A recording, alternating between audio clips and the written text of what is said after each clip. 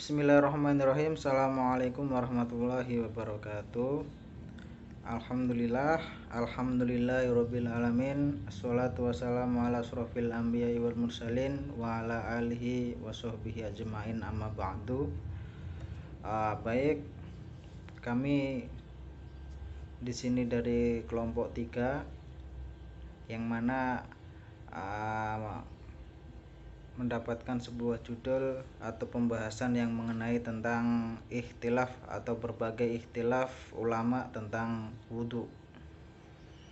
Di sini saya ingin menyampaikan ada beberapa ikhtilaf yang mana tertera dalam wudhu, yaitu ikhtilaf ulama yang mana berbagai pendapat dari ulama tentang wudhu.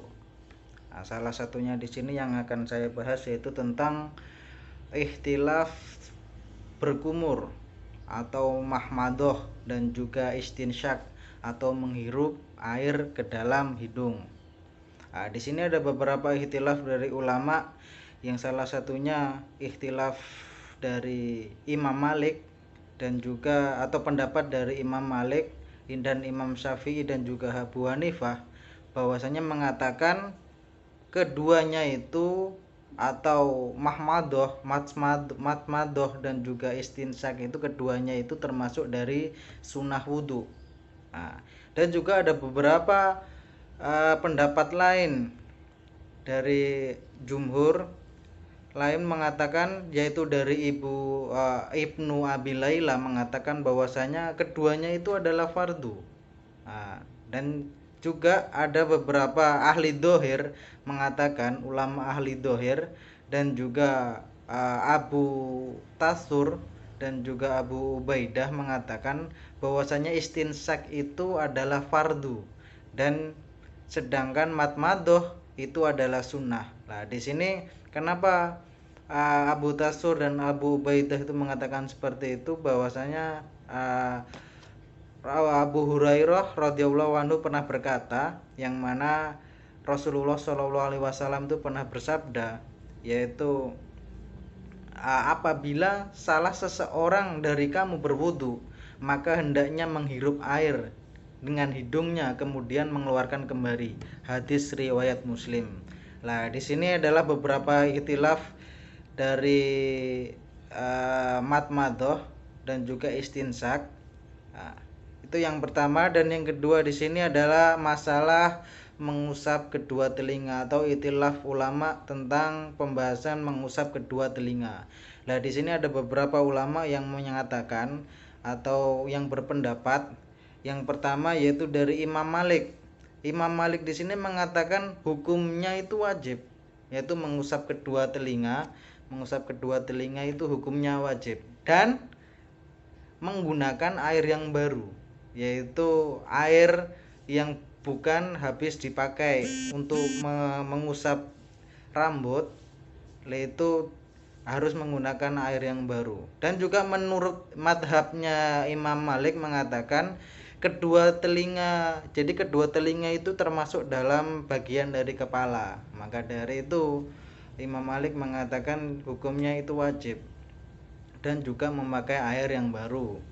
Sedangkan dari menurut Abu Hanifah, jadi keduanya itu atau mengusap kedua telinga itu adalah fardu.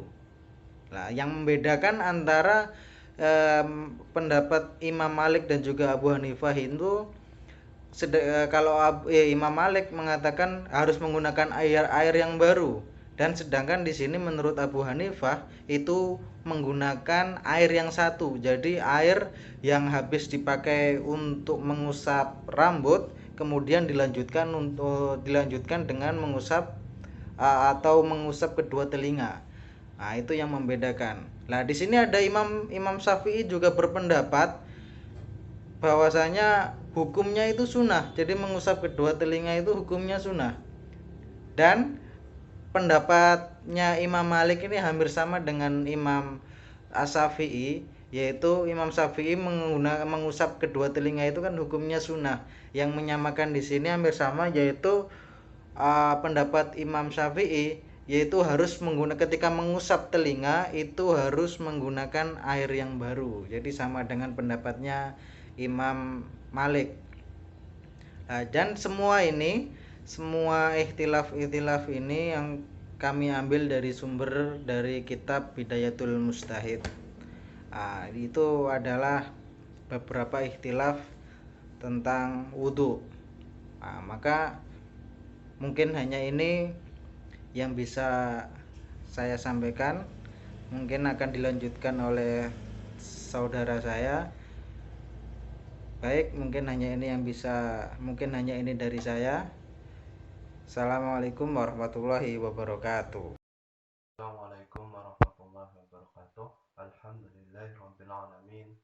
Wassalatu wassalamu ala Rasulillah Muhammadin nabiyil ummi wa ala alihi wa sahbihi ajma'in, amma ba'du.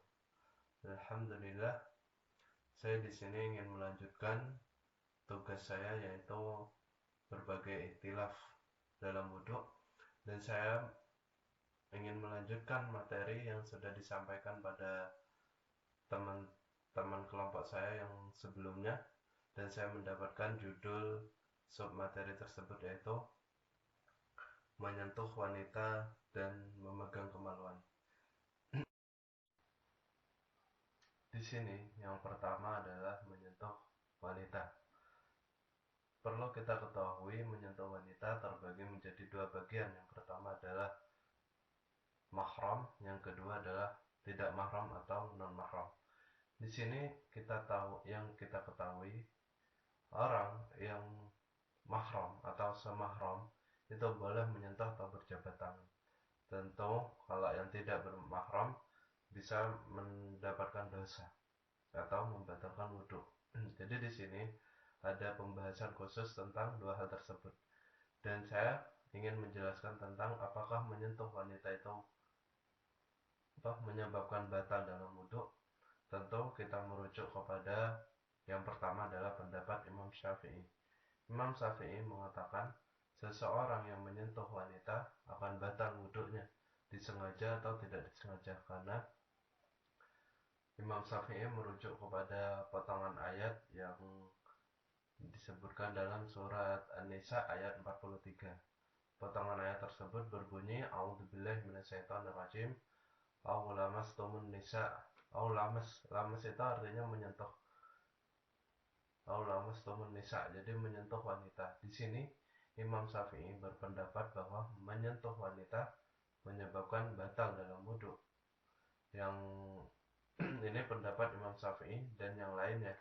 Kemudian yang kedua adalah pendapat imam yang mengatakan bahwa tidak batal wudhu apabila menyentuh seorang wanita, yaitu pendapatnya Imam Malik, Imam Hanafi, Imam Ahmad, dan lainnya. Pendapat tersebut karena mengacu kepada sebuah hadis yang diriwayatkan Imam Bukhari, yaitu tentang yang diriwayatkan oleh Siti Aisyah atau istri Rasulullah, yang mengatakan pernah suatu hari saat Aisyah itu karena rumah Nabi itu sempit, jadi suatu hari Aisyah sedang tertidur dan Nabi sedang dalam keadaan sholat, dan sewaktu sujud kaki Aisyah ini menjulur kepada tempat Nabi sholat, sehingga Nabi memindahkan kaki Aisyah. Jadi di sini mengatakan bahwa apabila memindahkan waktu ketika tidur, tentu tanpa pelindung, apalagi dalam keadaan sholat. Karena tidak mungkin kita dalam keadaan sholat masih mengambil kain untuk melindungi tangan kita, dan Nabi tidak membatalkan sholatnya. Yang kedua adalah hadis yang diriwayatkan oleh Imam Muslim yang mengatakan bahwa Aisyah pernah suatu hari Rasulullah mencium istrinya ketika hendak menunaikan sholat, dan Rasulullah tidak wudhu lagi. Di sini pendapat tersebut adalah hadis yang diriwayatkan oleh Ibnu Abbas atau pendapatnya Ibnu Abbas. Jadi di sini Ibnu Abbas berpendapat tentang tafsir ayat ayat aula mastumun nisa. Di situ Ibnu Abbas berpendapat bahwa aula mastumun nisa itu bermakna menggauli atau jima. Jadi di sini ini yang dipakai oleh Imam Ahmad, Imam Malik, Imam Hanafi yang mengatakan bahwa menyentuh wanita itu tidak membatalkan wudhu kecuali dalam istilahnya syahwat. Jadi di sini kalau seseorang itu menyentuh wanita tanpa syahwat, tentu itu tidak membatalkan wudhu. Terlebih pada istri, kita bersalaman kadang ketika ingin berangkat sholat, itu tidak membatalkan wudhu. Atau setelah sholat kita bersalaman, itu tidak membatalkan wudhu. Itu menurut Imam Ahmad, Imam Hanafi, Imam Malik dan lainnya. Kemudian di sini Imam Syafi'i mengatakan bahwa menyentuh atau tersentuh, ya, bahkan menyentuh atau tersentuh wanita itu membatalkan wudhu, katanya Imam Syafi'i. Dan hingga pada saat ini ulama-ulama yang bermadzhab Imam Syafi'i mengembangkan pendapat tersebut, yaitu boleh tidak batal wudhu seseorang apabila dia dalam keadaan haji atau tawaf. Jadi di sini Imam Syafi'i ulama-ulama yang bermadzhab Imam Syafi'i mengatakan tidak batal wudhu seseorang apabila dia saat bertawaf, ketika dia bersentuhan dengan wanita. Hal tersebut tentu kita pahami ada dua pendapat tersebut. Kemudian saya ingin melanjutkan submateri yang kedua, yaitu menyentuh kemaluan. Di sini tentu menyentuh kemaluan kita bagi menjadi 3 bagian, ya, menurut pendapat ulama-ulama. Yang pertama adalah batal, yang kedua adalah tidak batal, yang ketiga batal dengan syahwat. Jadi di sini maksudnya batal adalah karena apa? Saya stop. Kan adalah submateri yang kedua, yaitu menyentuh kemaluan. Di sini perlu kita rinci pendapat-pendapat ulama tentang menyentuh kemaluan tersebut. Yang pertama, pendapat ulama batal, yang kedua tidak batal, yang ketiga batal karena dengan syahwat. Di sini yang pertama, ulama-ulama yang mengatakan itu adalah batal karena merujuk pada hadis barang siapa yang memegang dzakar atau kemaluan itu batal wudhunya, maka harus berwudhu kembali. Yang kedua tidak batal. Di sini karena terdapat hadis yang mengatakan innama huwa bad'atun minka, sesungguhnya itu bagian dari anggota badanmu. Kenapa? Karena pernah suatu hari ada seorang laki-laki mendatangi Nabi, dan dia mengatakan ketika dia dalam kondisi sholat atau dalam keadaan sholat, dia menyentuh kemaluannya, apakah perlu membatalkan sholatnya dan berwudhu kembali? Nabi tidak mengatakan untuk kembali atau batal sholatnya. Nabi mengatakan innama huwa bad'atun minka, sesungguhnya itu bagian dari anggota badanmu. Jadi sama dengan kita memegang tangan, kepala, kaki dan sebagainya, itu bagian dari anggota badan. Kemudian di sini perlu kita ketahui yang tidak membatalkan wudhu menurut ulama itu ada istilahnya ada pelindung atau pakaian atau kain. Karena apa? Tidak mungkin seseorang kondisi sholat itu membuka auratnya atau auratnya kelihatan. Tentu ini berupa ada pelindung yang mana mereka menyentuh kemaluan itu tanpa sengaja, seperti gatal atau tanpa sengaja untuk menyentuh. Jadi itu tidak membatalkan, katanya pendapat ulama-ulama.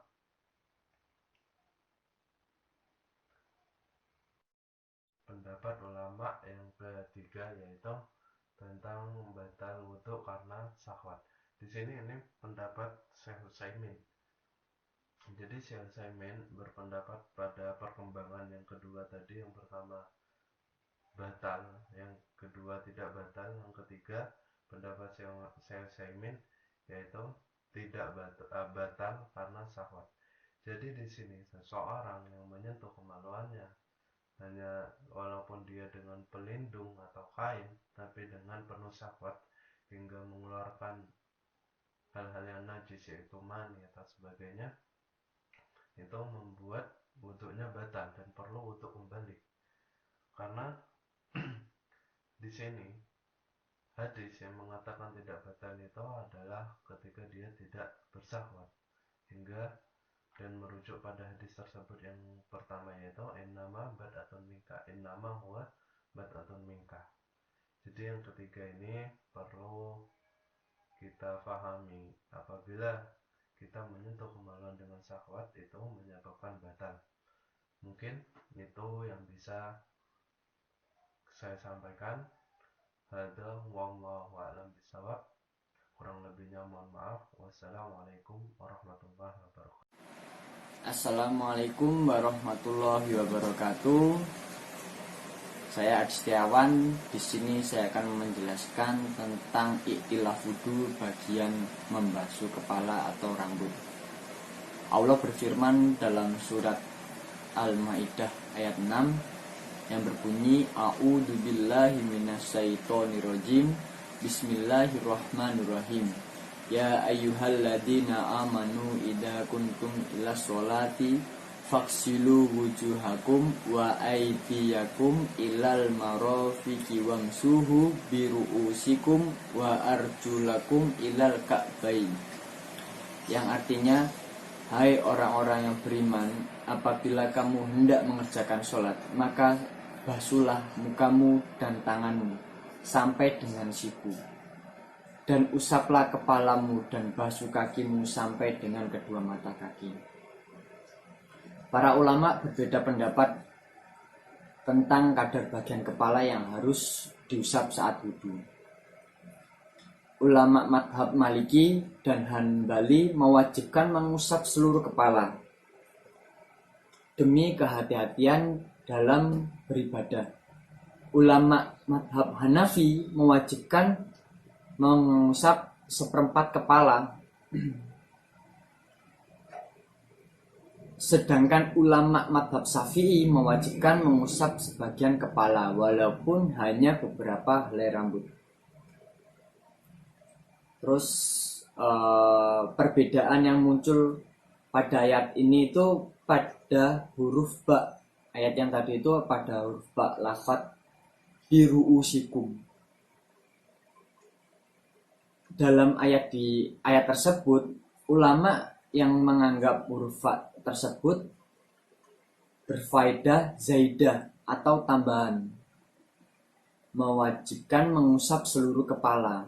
Artinya, keberadaan huruf ba tidak mempengaruhi makna karena hanya bersifat tambahan. Sedangkan ulama yang menganggap huruf ba yang dimaksud berfaedah mewajibkan mengusap sebagian kepala. Ulama madhab Maliki dan Hambali yang mewajibkan mengusap seluruh kepala beralasan bahwa ayat tentang wudhu tersebut menyerupai ayat tentang tayamum, yaitu firman Allah Subhanahu wa ta'ala yang artinya, maka bertayamumlah dengan tanah yang baik atau bersih, usaplah mukamu dan tanganmu dengan tanah itu. Surat Al-Maidah ayat 6. Pada ayat tayamum, Allah memerintahkan usap seluruh wajah, atau artinya dalam wudhu pun Allah memerintahkan mengusap seluruh bagian kepala. Di samping itu, mereka berargumen bahwa huruf ba pada lafadz biru'usikum berfaedah zaidah atau tambahan, sehingga maknanya yaitu dan usaplah seluruh kepalamu. Jadi ulama yang berpendapat itu tentang biru'usikum ada yang menyampaikan sampai seluruh kepala, seluruh, mulai dari depan belakang. seluruh kepala, seluruh rambut. Sedangkan madhab Hanafi dan Syafi'i yang mewajibkan mengusap sebagian kepala beralasan bahwa huruf ba tersebut bermaksud sebagian. Makna yaitu dan usaplah sebagian kepalamu. Jadi ulama Hanafi dan Syafi'i itu beranggapan kita hanya mengusap sebagian kepala, hanya setengah. Tidak perlu seluruh kepala. Jadi itu yang dapat saya sampaikan. Ada beberapa perbedaan mengenai itu, yaitu membasuh kepala, seluruh kepala atau sebagian. Cukup sekian yang dapat saya sampaikan. Bila ada kurang, mohon dimaafkan. Bila taufiq wal hidayah. Wassalamualaikum warahmatullahi wabarakatuh.